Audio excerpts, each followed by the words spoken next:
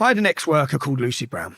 She was offered £5,000 by Andrew Gilligan. Andrew Gilligan is a top journalist in the UK. Yeah, he works in the top newspapers, and he works alongside a group called Hope Not Hate. He's worked with them or coordinated with them on different things.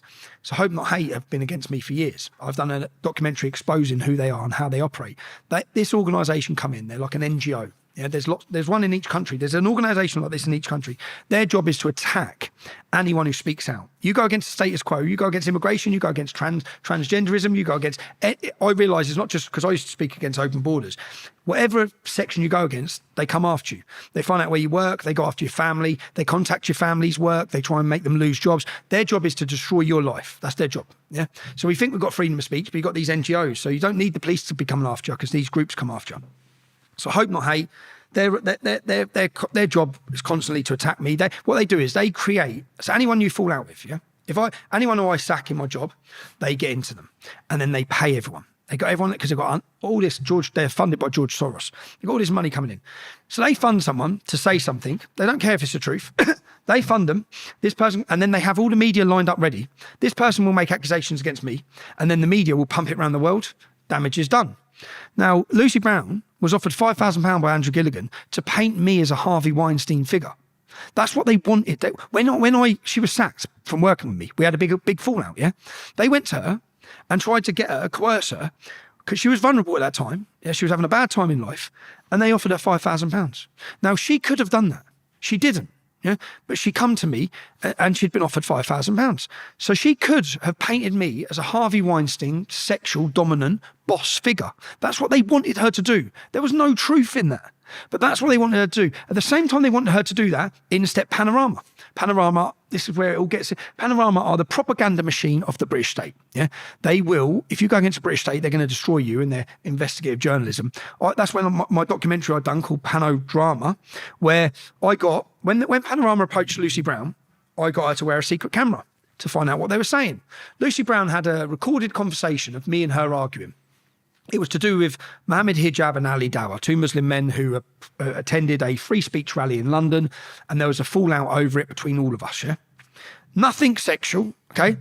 She says, I've got this fallout, and John Sweeney, who's now sacked from Panorama, right, he lost his job over all this, he says, how angry does he get? She goes, he gets angry. She says, okay. He's like, okay.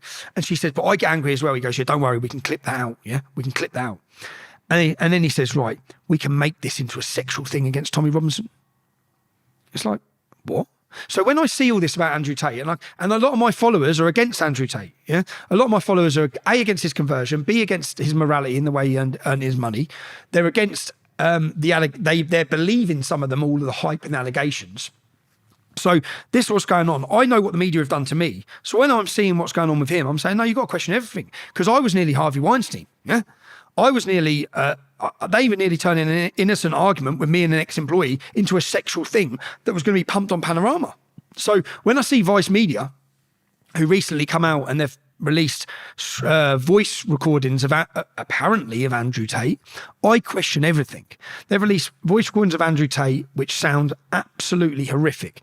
Now, what they don't tell you, there was a rape allegation against Andrew Tate in 2015 from the girls who they've got these voice recordings of. What they don't tell you, what Vice Media didn't tell anyone, is that the reason that didn't go to trial was because the two girls who were making the allegations, when you make a sexual allegation, we've seen it with this Ellie Williams case up in Barrow, your phone is taken off you, yeah, by the police. The police found that these two girls were conspiring to extort Andrew Tate for money.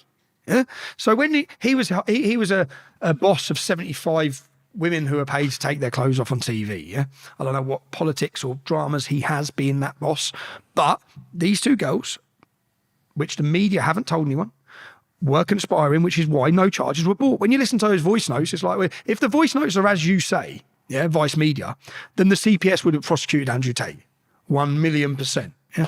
So I just question everything. And Andrew Tate is blown up. He converted to Islam. I strongly oppose to that, strongly disagree with it.